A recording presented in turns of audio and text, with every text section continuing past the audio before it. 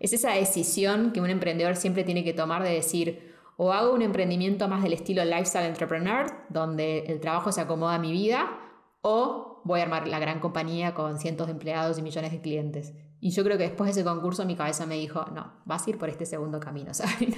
Entonces por eso fue muy significativo para mí. Hola, soy Alex Galvez y esto es Fundadores, el podcast donde me dedico a tener conversaciones con fundadores de startups latinoamericanas para deconstruir sus experiencias, su historia, sus errores y sus aciertos, y así encontrar los aprendizajes, herramientas e inspiración que tú puedes aplicar en tu día a día. Bienvenido.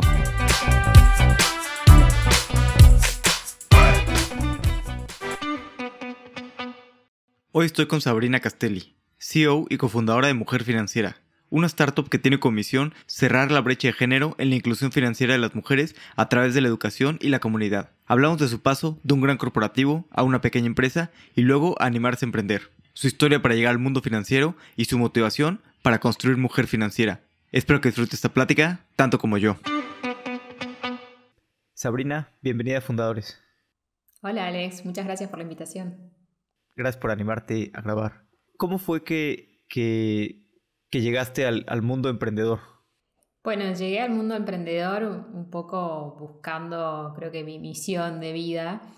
Yo venía de trabajar en el ambiente corporativo por más de 12 años. Estudié en la universidad, estudié para ser contadora y licenciada en administración de empresas. Y en ese momento sentía que la formación universitaria me había preparado para trabajar en una corporación grande y creía que eso era el éxito para mí, ¿no? Así que bueno, tuve mucha fortuna de que me fue muy bien en el ambiente corporativo. Llegué muy joven a liderar un equipo muy grande de más de 60 personas con 25 años. Manejaba un equipo regional de ventas de productos digitales desde Argentina para 8 países de Latinoamérica. Y la verdad que llegando a ser tan joven con tantas responsabilidades me pasaba que eso no me llenaba, ¿no? Como que había llegado a ese lugar y decía, ok, era esto, ¿y ahora qué más? Entonces como que empecé a sentir que me aburría, empecé a sentir que los desafíos no me resultaban tan desafiantes y ahí fue donde dije, bueno, creo que el mundo corporativo no es lo que yo me imaginé, así que decidí irme a una empresa mucho más chica, que era una pyme de desarrollo de productos digitales. Yo venía de las empresas grandes donde no había tanta innovación y tecnología y me empezaba a llamar un poco ese mundo, así que me fui a una empresa más chica que hacía estos desarrollos de aplicaciones y ahí fue donde entré en contacto con el mundo de la tecnología, del diseño, de todas estas metodologías ágiles, del design thinking y un poco me enamoré de ese mundo. Y trabajar en esa agencia, que era una agencia pequeña, pero trabajaba con clientes grandes, me sirvió mucho para entender también cómo había sido el camino de los fundadores de esa agencia, ¿no? Como que ahí entendí, mira, estos chicos arrancaron desde la nada misma, desde cero, creando esta compañía que hoy le va muy bien.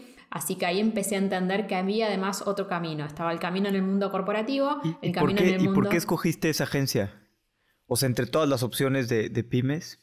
Porque tenía 3 opciones, me acuerdo, y esa agencia me llamó mucho porque, bueno, sus oficinas eran súper cool. O sea, yo venía del mundo corporativo de la oficina tradicional, era joven, 26, 27 años, y las oficinas eran súper cool, era como todo un estudio ambientado tipo Nueva York, todos tenían Mac y se veían las pantallas, los diseños. Yo cuando iba a la oficina, los chicos que eran dueños de la pyme eran chicos muy jóvenes, de 33, 34 años, súper como disruptivos en lo que querían hacer y ellos querían transformar la industria financiera porque era una agencia creativa que trabajaba con la industria financiera y eran un poco los creativos que estaban llevando la innovación y la tecnología a industrias súper tradicionales. A mí me encantaba la industria financiera, entonces tenía como muchos componentes que me resultaban atractivos. El mundo financiero, la tecnología, la innovación y una nueva manera de trabajar distinta de lo que yo venía viendo en el mundo corporativo. Así que por eso decidí trabajar con ellos. Y la verdad fue una gran experiencia, aprendí muchísimo, de hecho todo lo que sé creo que desarrollo de producto lo aprendí allí, pero bueno, también lo que me pasó es que en muy poco tiempo, cuando uno viene de trabajar en empresas grandes, venís con un ritmo de trabajo súper intenso. Yo profesionalmente me desarrollé en estas Big Four, en estas compañías de auditoría súper grandes donde el ritmo es tremendo. Entonces, claro, la realidad es que una pyme la agarrás y en muy pocos meses enseguida entendés que funciona, que no, que hay que cambiar. Y yo quería ir para adelante, hacerla crecer, estaba a cargo de la estrategia comercial y desarrollo de nuevos negocios y me empecé a encontrar con el techo de la misma pyme que por ahí no quería crecer más, ¿no? Entonces me empezaban a decir como, bueno, Sabri, pará. no queremos tantos clientes, salir a contratar tanta gente. Como era una empresa de servicios, si crecíamos había que duplicar la nómina, básicamente. Entonces ellos ahí me planteaban que no, que les gustaba que sea más boutique y más chico. Entonces yo empecé a ver mi techo de alguna manera y me empezaba a quedar mucho tiempo libre durante el día. Y ahí fue donde empecé como a meterme en el mundo emprendedor con esta idea que yo tenía y empecé a entender cómo era esto de emprender desde cero. Dije, bueno, voy a estudiar cómo es esto. Así que estuve como 1 año y medio leyendo, escuchando podcasts y demás hasta que entendí cuál era el proceso y a partir de allí empecé como a planear cómo iba a ser el armado de mi propia compañía. ¿Y ahí cómo fue el paso a saltar a emprender? ¿Empezaste primero como on the side y fuiste aprendiendo? ¿O cómo fue Sí. pues esto? No, fui bastante metodológica, digamos, ¿no? Como venía de todas estas metodologías que aplicaban los clientes en la agencia del Design Thinking, de tener una idea, validar, hablar con clientes y demás, empecé a aplicar esa misma metodología con la idea que yo tenía en mi cabeza, que era como una plataforma de educación financiera para mujeres, así que dije, bueno, voy a empezar a validar y a hablar con clientes y así lo fui haciendo como muy pequeño, abrí una cuenta de Instagram chiquitita para entender si la gente estaba interesada en estos temas, creé un blog y empecé a compartir contenido de todos estos temas que yo venía investigando hace mucho tiempo. En paralelo, en mi tiempo libre, uno de mis hobbies era entender qué pasaba con la educación financiera. O sea, yo estuve como 8 años leyendo, investigando porque me gustaba y me resultaba atractivo y también quería entender por qué nos costaba tanto a las personas acceder a esos contenidos. Entonces lo que dije fue, bueno, todo esto que yo aprendí, que en mi vida financiera, personal y económica había tenido un gran impacto, lo voy a empezar a compartir en este blog y voy a ver qué pasa. Entonces, mientras tenía mi trabajo, iba haciendo eso, iba viendo qué pasaba. Y empezó a pasar que la gente se empezaba a interesar y empecé a trabajar mucho 1 a 1 con muchas mujeres en esta idea de entender a los clientes desde adentro, qué les pasaba. Y empecé a compartir todo el método que yo tenía en mis propias finanzas personales con estas mujeres para ver qué sucedía en sus economías. Y me pasó que con una me fue muy bien, con 2, con 3, con 4, hasta que de repente ya tenía 10 y dije, bueno, eran horas como de asesoría individual en un punto, ¿no? Porque yo lo hacía para conocerlas a ellas y validar. Y cuando empecé a hacer cuentas dije, ¿qué pasa si yo le dedico más horas a este emprendimiento, ¿no? Porque yo me levantaba a las 6 de la mañana, trabajaba hasta las 9 en lo que era Mujer Financiera en ese momento, me iba a la oficina, en el almuerzo no hablaba con nadie porque estaba en la computadora en esa hora de almuerzo haciendo cosas para Mujer Financiera, volví a mi casa a las 6 de la tarde y seguía hasta las 8 o 9 de la noche. Con lo cual yo trabajaba 8 horas en relación de dependencia en esta agencia y otras 5 o 6 horas por día en Mujer Financiera. Entonces en un momento empecé a hacer cuentas y dije, si yo estas 8 horas se las dedico a mi emprendimiento, que veo que hay interés, que veo que está empezando a funcionar, probablemente pueda igualar mis ingresos de mi trabajo en relación de dependencia y me pueda dedicar full time a esto para apostar por esta idea. Y así fue como lo hice, armé un plan y dije, bueno, en 12 meses tengo que lograr estar 100% trabajando en Mujer Financiera y lo logré en 9 meses. Cuando vi que los ingresos eran iguales, ahí decidí dar el salto. Y un poquito píntame aquí, antes de dar el salto, como en qué etapa estaba, o sea, cómo monetizabas con las asesorías 1 a 1 y como cuántos seguidores tenías en el Instagram de Mujer Financiera, o sea, cómo era, cómo se veía el emprendimiento de Mujer Financiera en ese momento que te animaste a saltar full time. Bueno, sí, era con las asesorías 1 a 1 y también había empezado a dar cursos presenciales. Hacíamos cursos presenciales y eso me daba un ingreso mensual que me permitía como más o menos igualar mis ingresos de ese momento. Y en ese momento teníamos, como decirte, 1500 seguidores en las redes sociales. O sea, pero había movimiento. O sea, los cursos venían 30, 40 personas. Entonces como que era un número interesante. Sí, ya empieza, digo, 1500 seguidores son pocos, digo, o sea, no son pocos, ¿no? Pero sobre todo si empiezas a ver ese interés, ¿no? Esas 30 personas que están pagando y están yendo a un curso presencial, pues se ve claramente que hay algo, ¿no? Tal cual, sí, fue eso. Fue como esto está validado. Tengo que explorar un poco más para ver si tiene escala, si puede tener más alcance y demás, pero sabía que la gente estaba dispuesta a pagar por eso, que era lo primero que tenía que validar. ¿Y cómo eran los cursos presenciales? Digo, es muy obvio que en esta educación, pues lo primero que se te ocurriera son cursos presenciales. ¿Cómo decidiste hacerlos? ¿Nada más te animaste o planeaste todo muy específico de cada detalle, de a qué parte del mercado querías atacar y todo esto? Sí, no, yo venía de trabajar en marketing, así que tenía como todas estas herramientas de segmentación y demás, y venía mucho trabajando en esto de la segmentación más comportamental. Sabía que la segmentación tradicional ya no iba, y lo que a mí me pasaba es que como había estudiado mucho la educación financiera en las mujeres, sobre todo en distintas partes del mundo, yo empecé a ver que había... ¿Qué es eso? ¿Dijiste segmentación de comportamientos. Claro. O sea, en el marketing tradicional vos tenés la segmentación socioeconómica, geográfica, digamos, tradicional, y después está la segmentación, que es lo que se usa más ahora, que es la más comportamental, en donde yo no segmento a mis clientes de qué país son o de qué zona, los segmento en función a un comportamiento puntual. Entonces, en mi caso, yo en el mundo de las finanzas empecé a decir, voy a segmentar en función a todas esas mujeres que quieren aprender de finanzas y no pueden, tienen un comportamiento claro, necesitan aprender de esto o tienen deudas con sus tarjetas de crédito y no saben cómo salir de esa situación o no les alcanza el dinero para llegar a fin de mes. A todas las que pasan por esos comportamientos son a las cuales yo les voy a hablar. Entonces no importaba si vos tenías un ingreso medio, alto o bajo. Para mí eras mi cliente igual, porque yo me apalancaba en ese comportamiento, ¿no? Así que sí, un poco trabajé sobre eso y elegí enfocarme en esos segmentos que para mí estaban desatendidos dentro de la industria financiera, que yo era uno de esos segmentos. Yo siempre digo, yo fui la primera clienta de Mujer Financiera. A mí me pasaba eso. Yo tenía muy buen trabajo, había estudiado 2 carreras en ciencias económicas, ganaba mucho más que mis amigas en ese momento porque había crecido muy rápido. Sin embargo, siempre era la que no tenía ahorros, la que tenía deudas con las tarjetas, que tenía un desorden, ¿no? Y yo decía, ¿cómo puede ser, no? Porque yo estudié 2 carreras, tengo agilidad con los números, ¿qué me está pasando acá? Y sin embargo, era clienta de 2 bancos de primera línea de aquí de Argentina y los bancos tampoco me traían una solución. Al contrario, parecía que continuamente me motivaban a que consuma más. Entonces ahí empecé a decir, debe haber muchas mujeres que están en esta situación y yo logré salir de eso a través de desarrollo de hábitos financieros, de ordenarme, de aprender, de desarrollar un método propio. Entonces lo que decidí fue compartir ese método con estas mujeres a través de este primer curso y después ir siguiendo la evolución de esas mujeres. Entonces nosotros, cuando ellos salían de los cursos presenciales, le hacíamos un seguimiento por encuestas y también las llamábamos por teléfono cada 3 meses, 6 meses para entender qué había pasado en su economía después de haber asistido a ese curso. Cuando empezaba a dimensionar los cambios enormes que había en estas mujeres y lo agradecidas que estaban, porque justamente ni los bancos ni la formación universitaria, en el caso de que las tuvieran, les estaban dando esas herramientas, ahí empecé a dimensionar la oportunidad enorme que teníamos de realmente generar un cambio en todas esas mujeres que querían llevar orden a su economía y no sabían cómo hacerlo, ¿no? Muchas mujeres nos decían, hace años que buscaba una solución y nunca la había encontrado.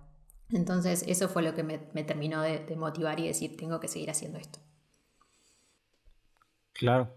No, y me quiero meter un poquito antes, o bueno, no sé si fue exactamente antes, cuando estabas empezando Mujer Financiera, sé que tu mamá te regaló 1,700 pesos, creo, en tu cumpleaños, para registrar la marca, ¿no? De Mujer Financiera. ¿Te acuerdas de este momento y de pues, el sentimiento de ese momento y como qué pasaba en esa época? Sí, súper. Bueno, en esa época yo estaba ya en planes como de dejar mi trabajo y los pocos ahorros que tenía lo estaba destinando a toda Mujer Financiera, porque cuando un negocio recién arranca y te empieza a ir bien, es bastante costoso también, porque empieza a demandar tiempo, recursos, entonces hasta que la curva se acomoda de los ingresos y los gastos que te demanda. Me acuerdo que la primera persona que tuve que buscar era una community manager, porque el Instagram empezaba a crecer y yo no podía estar contestando los mensajes y haciendo todo eso y pensando en los contenidos y viendo cómo hacer crecer este mini emprendimiento. Entonces estaba súper justa económicamente y bueno, y mi mamá sabía eso y para mi cumpleaños vino y me dijo, bueno, toma, te regalamos esto que sabemos que es importante para vos, para que puedas registrar la marca. Y sí, fue súper simbólico y también fue, creo que, un gesto como de decir, apostamos a esto que estás haciendo, que en su mente no cerraba por ningún lado. Estás dejando tu brillante carrera corporativa y tu estabilidad en las grandes empresas, estudiaste tanto, yo soy la primera universitaria de mi familia, entonces era como que, ¿cómo dejas todo eso que parece tan seguro por una idea que tenés? Pero bueno, yo creo que mi mamá siempre fue como una gran inspiración para mí y sentir ese apoyo de ella en ese momento significó un montón, ¿no? Como decir, bueno, si ella cree en mí, yo tengo que lograr hacer esto. Sí, sí, totalmente. No, la verdad es que pues, luego la familia son los primeros que apoyan y más como tú dices, ¿no? Viéndolo desde su punto de vista, que pues no hace ningún sentido, ¿no? Que estés dejando toda la estabilidad de 2 trabajos muy buenos después de tantos años de trabajar por algo que es totalmente lo contrario, ¿no? Totalmente puro riesgo. Y después en Mujer Financiera, bueno, empezaron con los cursos. Y después, pues, ¿qué empezaste? Digo, súper bien porque además hablabas un buen con los usuarios, que es lo más importante, ¿no? Estar hablando con tus usuarios, viendo la necesidad. Y un poco de ahí, pues, ¿cuáles fueron los siguientes pasos de hacia dónde llevar esto? Bueno, una de las primeras cosas que me pasó fue que me choqué con un concurso de emprendedores, que era un concurso para mujeres emprendedoras. Entonces, bueno, decidí anotarme con la idea. La verdad, lo único que tenía en ese momento era los cursos que daba presenciales, una cuenta de Instagram muy pequeña, y decidí anotarme con la idea de lo que yo en mi cabeza ya me imaginaba que podía llegar a construir para ver si pasaba o no el concurso y si mis razonamientos eran lógicos o no. Yo arranqué como only founder, entonces no tenía con quién debatir. ¿Te parece que es por acá? ¿Te parece que es por allá? ¿Qué pensás de esto? Entonces usaba mucho esta herramienta de hablar con gente externa para que me challengeen y me validen si lo que yo pensaba era correcto o no. Y en ese concurso, para mi sorpresa, quedé finalista. Entonces fue como una gran motivación. Gracias a quedar finalista de ese concurso accedí a toda una capacitación del mundo de startup. Ahí entendí todo lo que era una startup, lo que implicaba, que claramente era la primera vez que estaba en contacto con esos contenidos, porque en la universidad no era algo que se había hablado. Entonces, bueno, ahí entendí todo lo que tenía que atravesar una startup para crecer, para validar, para levantar capital, etc. Y bueno, en ese concurso no lo gané, pero sí me llevé como... es por acá, ¿no? Como me llevé una validación, porque sí es verdad que había quedado finalista entre más de 2.000 emprendedoras que habían presentado concursos, hemos quedado 5 finalistas, conocí a las otras emprendedoras, ahí tuve mi primer contacto con el networking del mundo emprendedor. Hoy en día soy amiga de esas emprendedoras que conocí en ese momento, en el 2018, y eso me permitió como también entender este mundo, como, mirá las problemáticas que tiene ella, mirá lo que le pasa, o sea, fue como mi primer contacto con la realidad del emprendedor de alguna manera, y ahí había una incubadora y una aceleradora en ese concurso, que ellos también nos daban contenidos y nos presentaban gente y demás, así que ahí fue como ese primer paso que dije, es por acá, voy a apostar por esto. Así que ahí como que me terminé de convencer de que tenía que construir un emprendimiento tecnológico. Quizás antes de eso estaba como, bueno, estoy arrancando un emprendimiento unipersonal, ¿no? Me está yendo bien, me puedo pagar mis cuentas, pero esto es esa decisión que un emprendedor siempre tiene que tomar de decir, o hago un emprendimiento más del estilo lifestyle entrepreneur, donde el trabajo se acomoda a mi vida, o voy a armar la gran compañía con cientos de empleados y millones de clientes. Y yo creo que después de ese concurso mi cabeza me dijo, no, vas a ir por este segundo camino, ¿sabes? Entonces por eso fue muy significativo para mí. ¿Y te acuerdas del debate en tu cabeza de por qué ir por ese camino y no por el camino de lifestyle business, que digo, también es muy bueno y muy válido y a veces pues, puede ser más tranquilo, ¿no? Y tiene mucha más calidad de vida que este que elegí, ¿no? Sí, hoy en día a veces miro hacia atrás y digo, no sabía todo esto. Pero no, creo que lo que me hizo convencer, y es lo que hoy en día me hace convencer, incluso cuando tengo semanas difíciles, como todo emprendedor que uno las tiene, es que el impacto que uno tiene cuando crea una compañía es tan grande, el alcance que vos tenés, o sea, es como que mi motivación es, más allá de como todos tener una compañía de 1 billion, es realmente llegar a 1 billion de personas, ¿no? De haberles cambiado la vida con nuestro producto. Y con un emprendimiento del estilo lifestyle entrepreneur, vos no vas a cambiar la vida de las personas. A lo sumo cambias tu propia vida, digamos, ¿no? Pero no tenés ese alcance que realmente podés tener con una empresa de escala. Entonces eso fue lo que me motivó. Yo vengo de una familia en la cual la educación financiera tuvo mucho impacto. Yo entiendo mucho lo que significan esas métricas que uno a veces lee de las mujeres que no tienen acceso a cuentas bancarias o que no tienen acceso a productos. Entonces, como yo entendía desde adentro lo que eso significaba, no cerraba en mi cabeza quedarme con todo ese contenido solo para mí, sabiendo que hay tantas mujeres y tantas familias que necesitan eso y que puede impactar en la vida de ellos. Entonces, cuando lo comprendí de ese lugar, es como que no existía otro camino. Tenía que hacer esto. Sí, y a veces, bueno, como decía Steve Jobs, ¿no? Que a veces solamente mirando hacia atrás pues podemos conectar los puntos, ¿no? Como bien dices, ¿no? Eso, a veces vemos una estadística, pero pues no es lo mismo una estadística a realmente, pues eso son personas, ¿no? Y sentir esto. Y bueno, pues tú eres mujer, además creciste en Argentina, que es un país que ha tenido mucha inflación los últimos muchos años, crisis económicas y otro tipo de cosas, y pues quisiera saber un poquito, como me decías que lo viviste tú bastante, ¿cómo fue eso de, pues con tu mamá y con tu familia, de pues la parte de finanzas? Sí, creo que esa frase que decís de Steve Jobs, que los puntos se unen, es tal cual. Yo creo que mi historia vine a este mundo, yo siempre digo, para crear mujer financiera, ¿no? Mi historia se remonta con las finanzas, si se quiere, a una edad muy chica. Cuando yo tenía 9 años, mi padre fallece en un accidente con 33 años. Yo hoy tengo casi 35, así que recién hace muy poquito dimensioné lo joven que él era, porque cuando uno es chico tus papás son enormes, no dimensionás, ¿no? En cambio ahora yo digo, bueno, tenía toda la vida realmente por delante. Fallece en un accidente y en ese momento mi mamá era ama de casa, se dedicaba al hogar, mi hermanita acababa de nacer, tenía 8 días, así que fue un shock enorme para la familia porque no estábamos preparados para esa situación. Y obviamente el shock más grande lo llevó mi mamá, ¿no? Que tuvo como que ni siquiera tuvo tiempo, siempre iba a estar triste, tuvo que decir, bueno, ¿qué voy a hacer con estas chicas? Mi mamá no tenía trabajo, mi papá tenía un trabajo en el cual le daban una pensión a mi mamá, pero bueno, empiezan a aparecer todos los temas administrativos, ¿no? Y la liquidez, que no es inmediata. Tuvimos la suerte de que mi papá había sacado un préstamo para armar un emprendimiento, porque resulta que era así como emprendedor también. Entonces ese dinero estaba en mi casa y durante los 6 meses hasta que mi mamá pudo tener la pensión y el dinero, se pudo arreglar para pagar los gastos de la alimentación y demás con ese dinero. Pero sí tuvo que salir a trabajar y ella hacía 12, 13 años que no trabajaba. Mi mamá no había tenido la posibilidad de estudiar, entonces tampoco tenía tantas opciones. Así que bueno, se las rebuscó y finalmente terminó encontrando un trabajo como administrativa.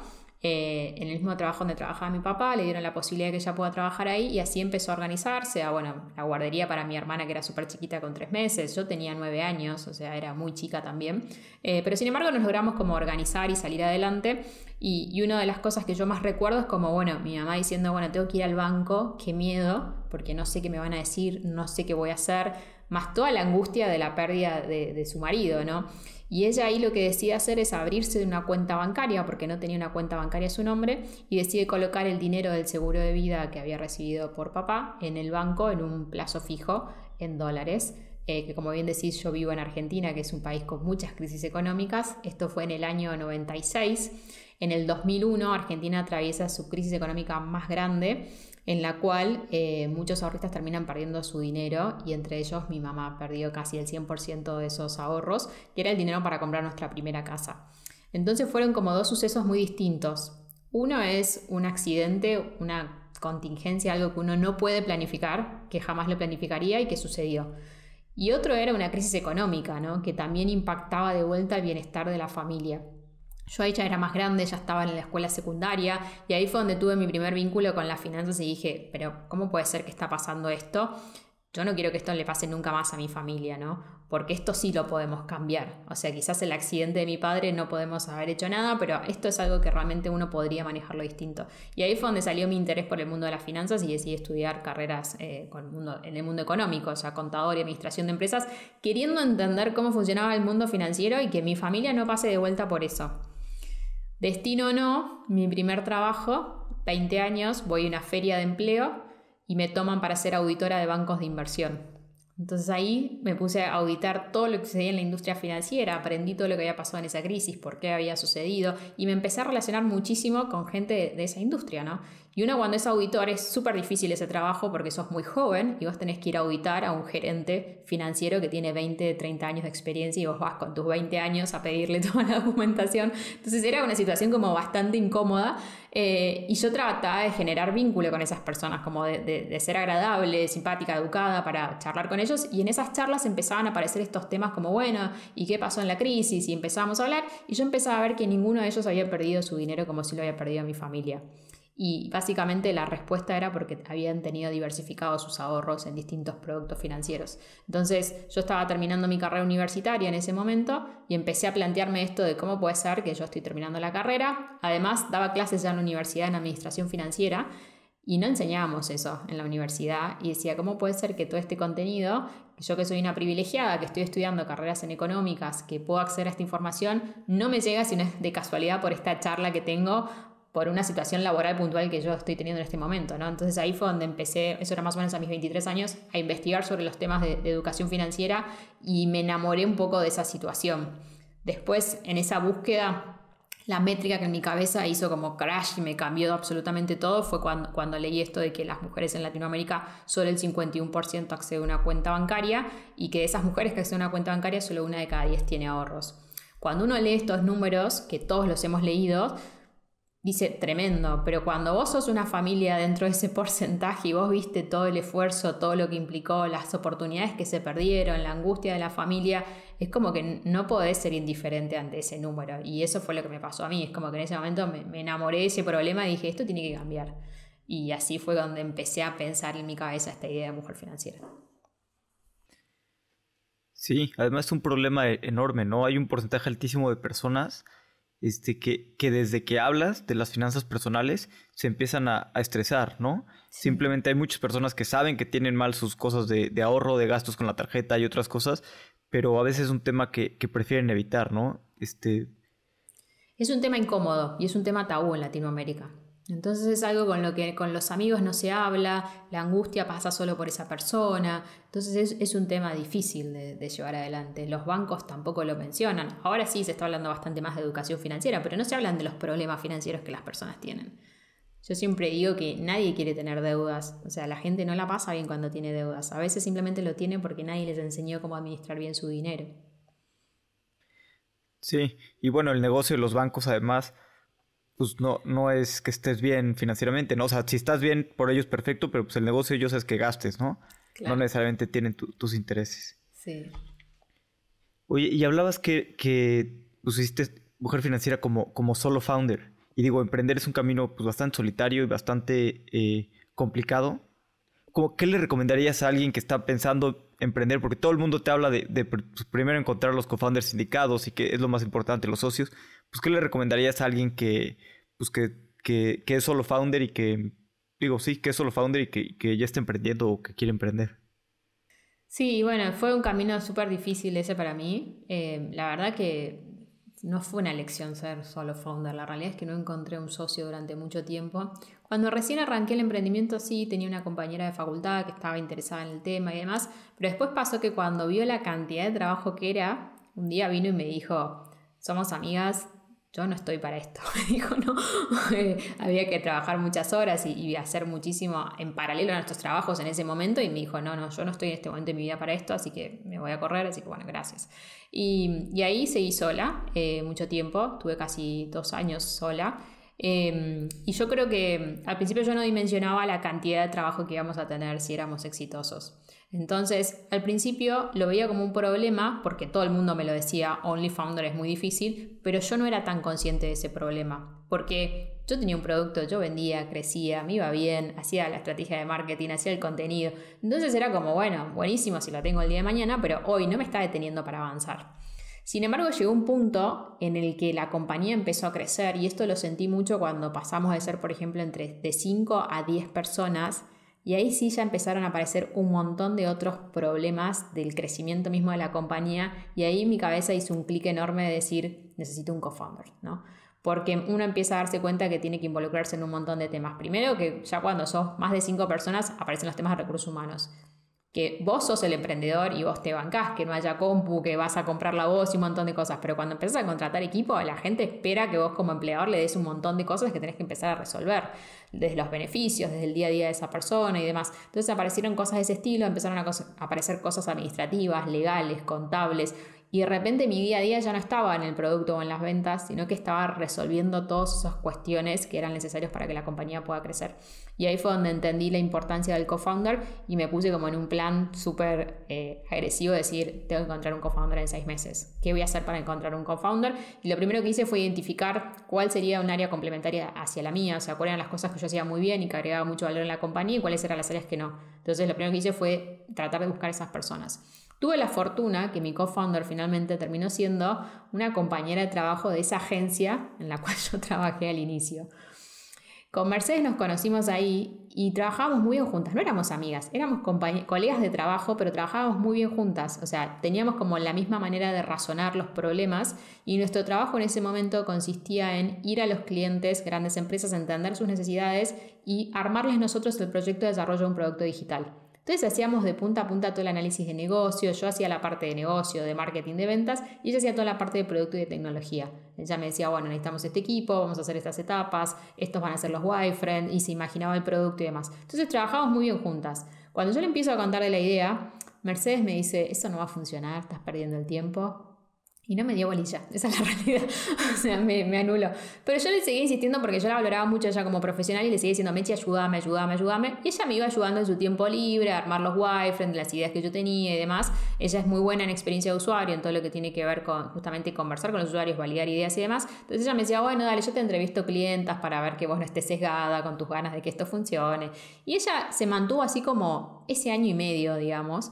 ¿Viste cuando decís lo tenía enfrente mío y no me daba cuenta que podía ser mi potencial co-founder? Y yo mientras seguía buscando co-founders por todos lados, gente que me decía que sí, que duraba un mes, que no, y bueno, no encontraba.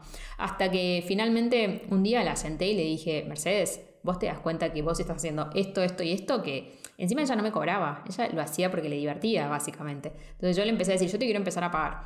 Y ella justo en el medio le dan la posibilidad de irse a trabajar en una empresa muy grande, multinacional, en una agencia también, y se va a hacer un proyecto para una fintech en Brasil, donde tenía que hacer toda la estrategia de desarrollo de una fintech para 7 países. Era algo que ella nunca había hecho, le representaba un desafío enorme y me dijo, todo bien, Sabrina, la mujer financiera, yo te voy a ayudar como pueda, pero este desafío no me lo puedo perder, es una oportunidad única en mi carrera, lo quiero tomar. Así que se fue a hacer eso. Que en parte a mí me vino súper bien porque ella ahí aprendió muchísimo y me iba trasladando todo ese conocimiento a mí, pero yo seguía en esta búsqueda del co-founder y primero intenté buscar un co-founder tecnológico, que era lo que todo el mundo me decía, o sea, vos tenés el conocimiento de producto y de marketing, búscate la parte de tecnología. Tuve algunos intentos que no funcionaron, en general no funcionaron porque venían como con metodologías de desarrollo de producto más de la vieja escuela, o sea, no tanto con esta mirada lean de hacer chiquito y crecer, que era lo que yo necesitaba, sino que venían con esta idea de vamos a hacer esta super aplicación con todo esto, y era como parar, no sé si va a funcionar esto, ¿no? Entonces no coincidíamos en ese punto, con lo cual creo que un consejo que le puedo dar a alguien es primero entender qué necesitas del otro lado, y segundo tener súper en claro sobre qué valores vos querés construir tu compañía. Porque esto de la mentalidad lean es un valor que es parte de la empresa o no lo es. O sea, hay distintas maneras de hacer negocios, las dos están bien. Y también depende del producto y lo que quieras construir, pero si no coincidís en esa mirada, es muy difícil que puedas escalarlo, ¿no? Y fue lo que nos pasó en ese momento. Así que bueno, después de esas experiencias, pasó el tiempo y Mercedes un día me llama y me dice, ¿sabes qué? Me dice, estoy acá en Brasil, me dice, tengo millones de dólares de budget. Estoy hace 8 meses en este proyecto, nos quedan todavía tantos meses más, me dice, y no tengo ni un usuario. Y vos todas las semanas me traes miles de usuarios para testear, para validar, para...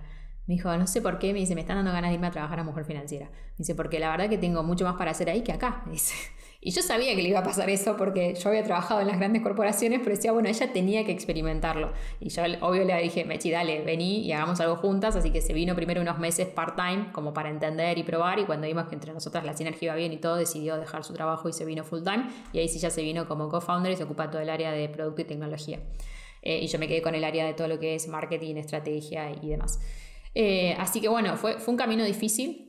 La verdad que es difícil encontrar co-founder y creo que lo más difícil es que en general cuando vos salís a buscar la otra parte que a vos te falta, vos no te movés en ese ambiente, que era lo que me pasaba a mí. Yo digo, ¿de dónde saco un tecnológico? Yo no había ido a una universidad de tecnología, no tenía amigos en tecnología, no tenía conocidos. Entonces hay mucho trabajo de armar esa red de networking, de ir a eventos, de conocer. Creo que eso es lo primero, como estar en esos eventos y tener paciencia, porque yo me acuerdo que iba a esos eventos y iba a eventos solo de tecnología, de desarrollo de código, y me ponía a hablar con todos los desarrolladores y nadie me hablaba, porque no se relacionaban así, como que decían, esta chica, ¿qué le pasa? Viene diciendo que tiene una idea y que... Y ellos estaban por ahí como super nerd, querían aprender de ese código puntual, no tenían ganas de armar una empresa, ¿no? Entonces también me pasaba que me era difícil cómo sociabilizar en ese mundo porque no los entendía. Así que creo que eso es fundamental, que alguien de ese ecosistema te abra la puerta y te enseñe cómo piensan ellos, cómo sociabilizan, cómo podés conectar, es fundamental. Identificar qué área y dónde está esa gente y cómo vos te podés vincular con ellos. Sí, total. Y luego a los desarrolladores les pasa también que pues todo el mundo quiere co-founder técnico, todo el mundo tiene una idea y entonces pues como que son muy demandados, ¿no?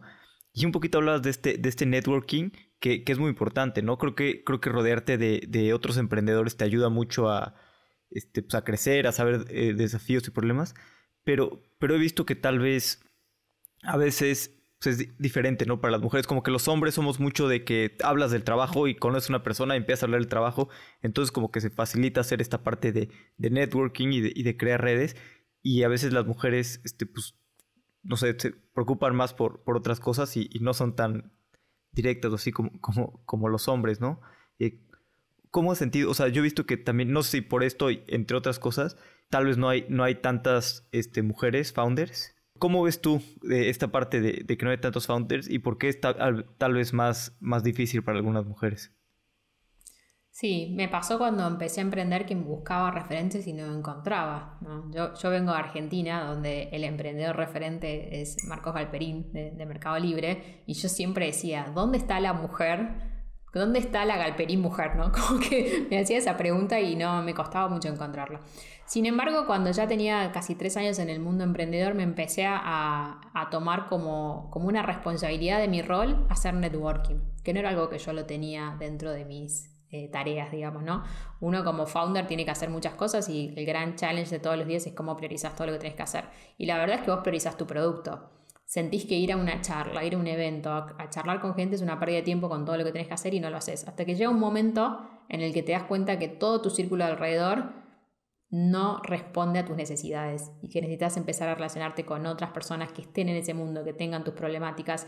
Cuando entendí eso, me di cuenta que tenía que poner tiempo en mi agenda al networking y que tenía que empezar a relacionarme con el ecosistema y sobre todo con otras mujeres. Al principio lo que logré fue tener algunos sponsors hombres, que creo que eso fue fundamental, porque ellos me fueron abriendo puertas y me dijeron, mira, esta mujer es referente, esta persona hizo esto, y me fueron conectando con distintas personas. Y a partir de allí es como que se empezó a generar ese efecto bola de nieve positivo, le digo yo, ¿no? Como que una persona te conecta a otra, y ahí empecé a entender todo lo que había alrededor y resulta que terminé en un grupo de WhatsApp con más de 250 mujeres emprendedoras de Latinoamérica. Y mujeres que han levantado ya ronda de 5 millones, de 20 millones de dólares, o sea, un montón. Y yo decía como, ¿dónde estaban todas estas mujeres? Porque todas tienen años emprendiendo. No es que salieron todas en los últimos 12 meses, ¿no? Y claro, lo que me di cuenta es que no tenían promoción, o sea, no eran visibles en el ecosistema tan fácilmente y por eso a mí misma me había costado llegar hacia ellas. Ahora sí ya está cambiando y por suerte hay como más preponderancia de estos temas y más desde los eventos, los speakers, como que se está contemplando mucho más, pero yo creo que pasa mucho esto, ¿no? La mujer divide su vida como emprendedora no solo con todas las responsabilidades que implica levantar una compañía, sino también con sus responsabilidades en otras áreas de su vida. O sea, muchas de ellas son madres, tienen familias y todavía está este tema de la división del trabajo, en el cual probablemente muchas de las responsabilidades del hogar recaen sobre estas mujeres. Entonces quizás el tiempo para el networking que un hombre sí lo puede tener, que es esto después de las 6 de la tarde, no lo tienen porque van a sus casas con sus hijos a ocuparse del día a día y de lo que viene. Y esas pequeñas diferencias son las que hacen las grandes diferencias en lo que es igualdad de género en el ecosistema emprendedor. Porque si esa mujer no tuvo el tiempo de hacer el networking, es una relación menos que le abre una puerta menos en el futuro. Y esa puerta menos puede ser visibilidad, conexión, negocios, etc. A eso le agregamos el otro tema que decías vos, que es la interacción. Las mujeres no estamos tan acostumbradas a ir a una reunión y decir, bueno, a ver, vos qué haces, yo qué hago, qué negocio hacemos juntas. Es más como, bueno, más como social, de entender al otro y compartir ideas, no ir tan go to the point. Y cuando encontrás una mujer que va go to the point, te parece un poco raro. Como, ¿qué le pasa a esta señora? Es como que estamos todavía aprendiendo todo esto del networking. Yo lo estudié mucho para Mujer Financiera también y hay una teoría que para mí es súper interesante y que explica esto, que hace referencia a que el conocimiento, por ejemplo, en temas de dinero, se traslada no solo de generación en generación, sino que se traslada genéticamente. O sea, lo que vos sabés muchas veces es porque en tu casa alguien lo sabe. Entonces, si nosotros miramos la evolución de la historia y vemos las mujeres económicamente activas, en los últimos 40 años crecieron un 250%. O sea, en 1980 había 35 millones de mujeres económicamente activas y 100 millones de hombres. 40 años después somos 125 millones las mujeres y son casi 200 millones los hombres. ¿Qué sucede? Que ese incremento masivo hizo que recién en los últimos 40 años no pasó ni un siglo de que las mujeres están activas dentro de la economía. Entonces, naturalmente hay un montón de cosas que son nuevas, que todavía estamos como aprendiendo a desarrollarlas, versus ustedes que vienen de generaciones de padres, abuelos, primos, amigos, o sea, que vienen en el mundo de los negocios y ya tienen un montón de conocimiento arraigado. Entonces, al entender que esto es algo nuevo, uno de ahí empieza a entender de dónde vienen las diferencias. Naturalmente vamos a tener que hacer mayor esfuerzo, tanto para el networking, tanto para acceder a conocimiento de lo que es justamente fundraising y todo lo que uno necesita para escalar su negocio. Y por último también tiene que ver esto de animarse a más, que es algo que también vemos mucho, ¿no? Como que las mujeres, hay un estudio de Banco Mundial que lo comprueba, tenemos un sesgo de falta de confianza en temas de dinero, que esto aplica en la industria financiera y aplica al momento de una mujer a levantar una compañía. Si uno ve las rondas, por ejemplo, de las series Seed en Latinoamérica. El otro día había un informe y decía justamente que por cada hombre que levantó una ronda, el ticket promedio son $12 millones y en las mujeres es $500.000. ¿No? ¿Cómo puede ser? Y es tan simple como muchas veces eso. O sea, cuando vos ves las mujeres cuando salen a levantar capital, siempre salen a buscar capital más pequeño, crecieron por bootstrapping, se las rebuscaron como para armar el negocio lo más estable posible. No vienen con esta idea de voy a escalar muchísimo más, porque justamente todavía estamos aprendiendo a hacerlo. Entonces creo que mujeres y hombres tenemos que entender estas diferencias para potenciarnos y ayudarnos mutuamente, y por otro lado para entender por qué por ahí nos puede costar tanto esto. Cuando uno lo entiende, empieza a decir, bueno, ya sé que tengo que resolver para poder llegar hasta el siguiente nivel, mi desarrollo profesional o mi compañía. Sí, totalmente. Y son también estas cosas de confianza, ¿no? Es como cuando aplican a un puesto, normalmente los hombres aplicamos aunque no tenemos las cualidades ni las características, y las mujeres están sobrecalificadas y luego a veces no aplican, ¿no? Porque sienten que, los estudios lo dicen, ¿no? Que sienten que no, pues no tienen las características así cuando están mucho más calificadas que los hombres. Sabrina, y me gustaría entender un poquito también cómo han venido evolucionando Mujer Financiera y cómo ha ido evolucionando el producto de que empezaron primero con cursos y ahora están creando Felicity. ¿Cómo ha sido esta evolución del producto y hacia dónde va? Sí, empezamos primero con los cursos presenciales, como te contaba al inicio. Después lo que nos empezó a pasar es que las redes sociales empezaron a crecer mucho de manera orgánica y nosotros estábamos en Buenos Aires, que es la capital de Argentina, y mujeres de otras provincias de Argentina nos empezaban a pedir que querían que vayamos a dar las capacitaciones. Éramos una empresa súper chica, no teníamos budget para estar viajando y hacer los eventos en el interior. Entonces un día, un poco como experimento, dijimos, bueno, grabemos un curso, lo subimos a un link de Google Drive, ponemos un botón de pago y vemos qué pasa. Y lo que pasó fue que en un fin de semana vendimos 200 cursos cuando estábamos capacitando a 40 mujeres por mes en un evento presencial. Entonces ahí vimos la escala de lo online. Esto fue en el 2019, finales de 2019. Y después en febrero del 2020 llegó la pandemia. Para ese momento teníamos 3 cursos online y con la pandemia fue como cualquier compañía de educación, una revolución. Pasamos de vender, no sé, 300 cursos por mes a vender 1500. Una cosa así, fue como abismal, lo cual nos sirvió muchísimo para crecer, para validar, para aprender rapidísimo lo que era escalar una compañía, y así estuvimos todo el 2020. Y bueno, ahí fue donde pudimos empezar a contratar los primeros recursos y lo que empezamos a ver es que nosotros hacíamos educación financiera, pero gran parte de lo que enseñamos en función al tipo de cliente al cual nosotros le hablamos, que es esta mujer que en general está bancarizada, pero que no tiene conocimientos financieros, entonces por ahí no usa muchos productos financieros o tiene situación de deudas o no puede ahorrar. Lo que empezábamos a ver es que estas mujeres, cuando les enseñábamos, por ejemplo, budget, tenían que en algún momento sentarse frente a un Excel y construir sus presupuestos. Ahora, ¿qué pasaba con todas esas mujeres que tienen profesiones como medicina, abogacía, que no están con una computadora todo el día y en donde nosotros le estábamos planteando que lleguen a la noche a sus casas y con todo lo que tenían que hacer se sienten a aprender Excel y lo completen y armen sus presupuestos? Era algo que no era viable. Entonces empezamos a ver que el proceso de aprendizaje se frenaba porque no había una herramienta que facilite llevar los números de estas mujeres de forma simple y fácil. Y ahí es donde empezamos a desarrollar esta aplicación Felicity, que es una aplicación de registro de gastos, donde ellas pueden en cualquier momento del día registrar sus movimientos financieros y continuamente tienen actualizado cómo está su economía, cuánto dinero les queda en el banco, cuánto dinero gastaron, en qué lo gastaron. Con eso pueden optimizar el uso de su dinero, porque cuando ellas ven en qué lo gastaron empiezan a cambiar sus comportamientos de consumo, empiezan a tomar decisiones, es decir, en esto no voy a comprar, en pos de ahorrar para guardar para lo siguiente.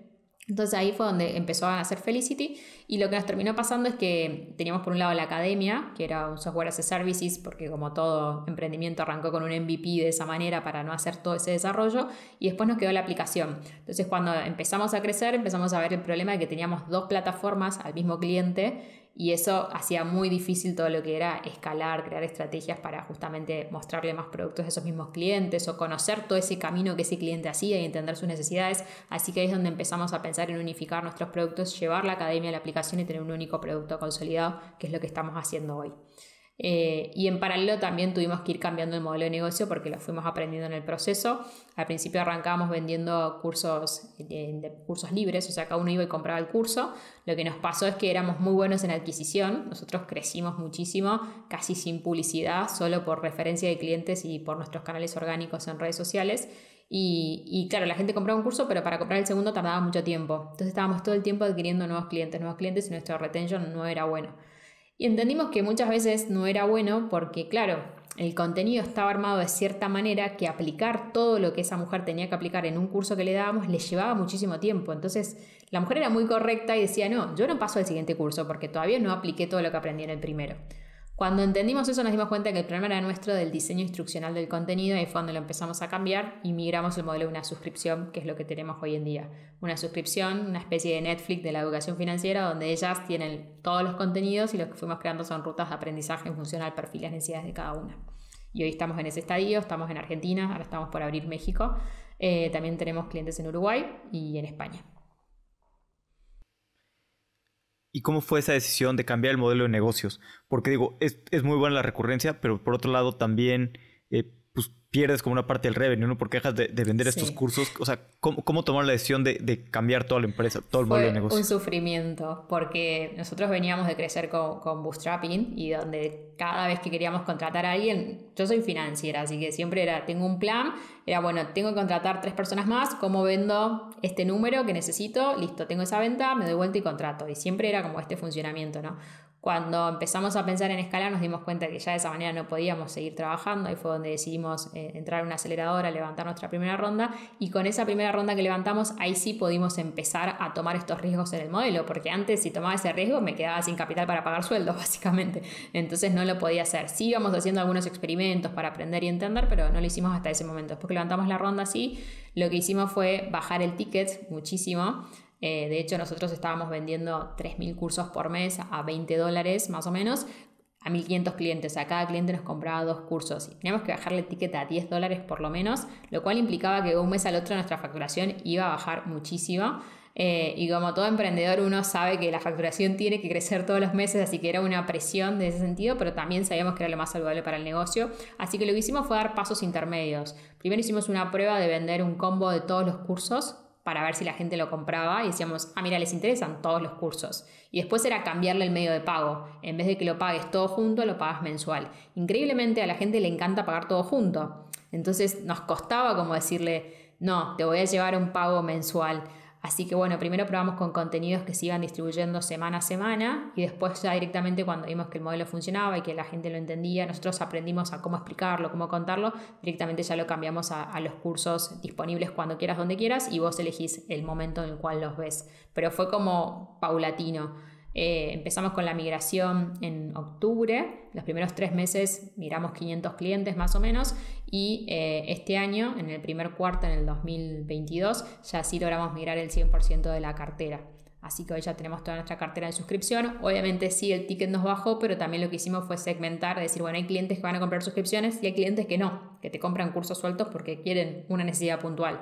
Entonces lo que hacemos en la estrategia de revenue es segmentamos, a este cliente le vendo cursos sueltos, a este cliente le vendo suscripción y con eso voy compensando el cambio del modelo para que la curva no sea tan brusca en esa caída.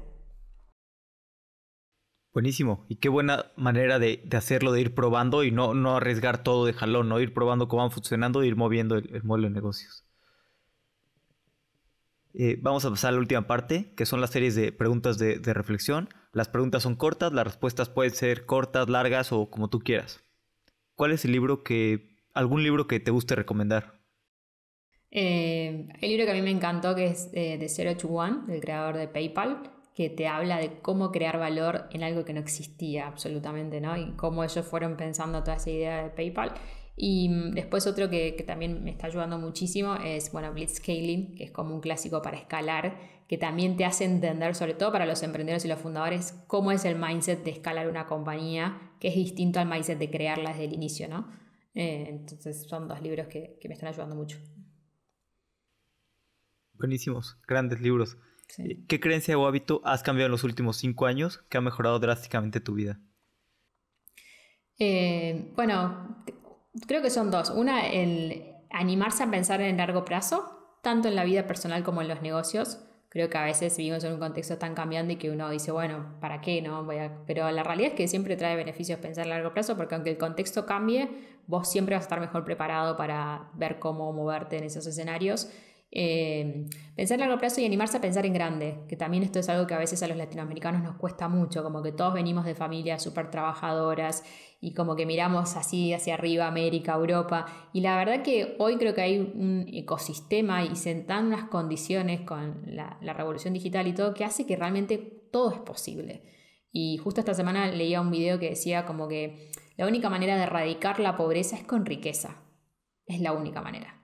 Entonces, ¿cómo hacemos para que erradiquemos la pobreza de Latinoamérica si todos nos concentramos en querer generar riqueza justamente? Y para eso hay que pensar en grande, hay que pensar en armar negocios que escalen, que realmente facturen millones de dólares para que te puedan dar empleo, para que puedan generar realmente un cambio dentro de las próximas generaciones. Así que creo que esas dos cosas, el largo plazo y el animarse a pensar en grande, han cambiado muchísimo mi mindset en los últimos años. Buenísimo, sí, totalmente. Y no es fácil, ¿no? Pensar en grande. ¿Una opinión que tengas que poca gente comparta o algo que pienses que la mayoría de la gente piense distinto? Yo siempre digo que el dinero sí importa y mucho, y hay gente que le choca, ¿no? Como, qué raro que suena esto, pero la realidad es que el dinero es una herramienta que permite hacer muchísimas cosas. Yo lo he aprendido en mi negocio, que a mí me costó mucho desarrollar el mindset de levantar capital y todo, porque yo decía, no, bueno, yo puedo, hasta que en un momento entendí que si quería realmente llegar a la cantidad de mujeres que queremos llegar, solo era necesario con un negocio de escala y para eso tenía que levantar capital, porque el capital me permitía contratar, generar empleo y llegar a más personas, ¿no? Pero creo que es fundamental amigarse con esa idea de que el dinero sí importa porque en muchos casos hace la diferencia. Sí, sí, totalmente. Y también nos cuesta más como latinoamericanos, ¿no? Decir eso, pero pues la verdad es que hay ciertas cosas que, pues sí, que sí cuentan, ¿no? ¿Algún consejo que te hayan dado que te ha servido mucho?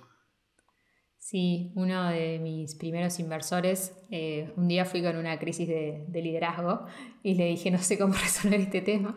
Y me dijo, si vos querés ser la SEO que tu compañía necesita, no solo tenés que dedicar tiempo a leer y aprender conocimientos técnicos como sé que haces, sino que también tenés que estar dispuesta a dedicar muchísimo tiempo a tu crecimiento personal, a buscar en vos tus debilidades y a trabajarlas. Solo así un verdadero líder puede realmente guiar a los demás y llevar su compañía al siguiente nivel. Y creo que fue un gran consejo porque es algo que uno no suele leer mucho, de que tenés que dividir tu tiempo no solo en adquirir conocimientos técnicos, sino también en dedicarse tiempo a uno, a conocerse y a trabajarse, a mejorar, a descubrir sus miedos, a descubrir sus debilidades. Así que sí, creo que ese fue un gran consejo. Buenísimo, sí, totalmente. Por último, ¿tienes 2 cosas con las que estés agradecida? Sí, un montón. La verdad que soy muy agradecida de poder dedicar mi tiempo a lo que me apasiona, o sea, de poder trabajar de lo que realmente me apasiona y sinceramente no lo siento como trabajo. Así que soy muy agradecida de eso y siempre soy muy agradecida de la salud. Creo que es lo más importante que las personas tenemos, ¿no? Si tenemos salud podemos hacer lo que querramos, pero cuando eso no funciona bien, hay que dedicarse a eso. Por eso también soy bastante embajadora en el mundo emprendedor del cuidado personal, del bienestar, porque esta vida es súper agitada. Si uno no sabe ponerse sus frenos y entender cuáles son los momentos en los cuales tiene que ocuparse de uno, no va a poder construir esa gran compañía que quiere. Entonces creo que siempre hay que agradecer esas dos cosas, ¿no? Poder trabajar en lo que le apasiona y tener salud para poder llevar adelante todas sus actividades. Sí, de acuerdo, muy, muy de acuerdo con las dos. Sabrina, si alguien quiere saber pues más de ti y más de Mujer Financiera, ¿cuál es la mejor manera de contactarte, de contactarlos, de aprender más de ustedes? Sí, bueno, pueden ver todos los contenidos que tenemos de educación financiera en nuestro Instagram, que es @mujer_financiera. Y yo en mi cuenta personal trato de postear algunos contenidos sobre el mundo emprendedor, que es @sabricastelli. Y obviamente también tienen nuestra website, que es www.mujer-financiera.com, donde pueden ver todos nuestros cursos, nuestros blogs, planillas descargables, contenidos gratuitos, los cursos online y demás para aprender sobre el mundo de las finanzas y poder hacer realidad sus proyectos. Sabrina, muchas gracias por tu tiempo. La verdad es que me la pasé súper bien conociendo más tu historia y aprendiendo más. Me gusta mucho lo que están creando en Mujer Financiera y creo que tiene una misión increíble. Espero que sigan creciendo y que en unos años pues lleguen a millones de usuarios. Muchísimas gracias, Alex. Un placer haber estado acá contigo. Sabrina es una persona muy determinada. Me encanta la misión de Mujer Financiera y definitivamente están creando algo grande. Si te gustó este episodio, por favor compártelo a algún amigo o algún enemigo o a una persona a la que le pueda gustar. Y como siempre, muchas gracias por escuchar. Nos vemos.